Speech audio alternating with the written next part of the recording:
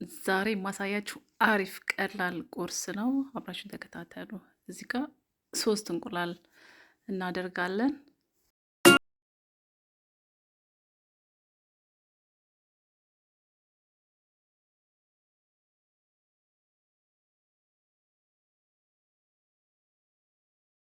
እንቁላላችን ይህንን ይመስላል። መትቼዋለሁ በደንብ። ከዛ ወተት ጨምራለሁ።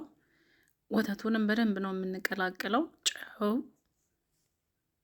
አንድ ላይ እንመተዋለን። አንድ ላይ ከመታነው በኋላ ድጋሚ እርሾ እንጨምራለን። እዚህ ጋር ዱቄት ስጨምር አላስገባውም፣ ይቅርታ።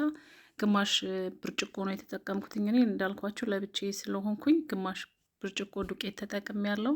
ትንሽዬ ውሃ አስገብቻለሁ።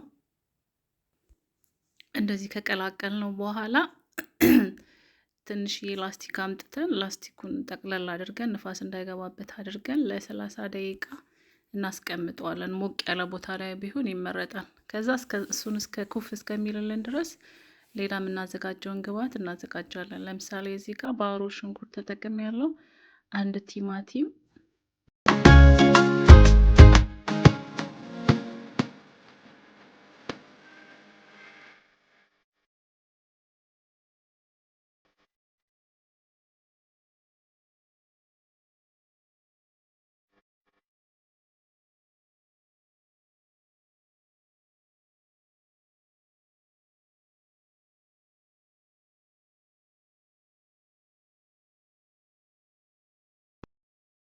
ቢጫውን ቃሪያ እንጠቀማለን። ያላችሁን አረንጓዴም ካላችሁ ችግር የለም።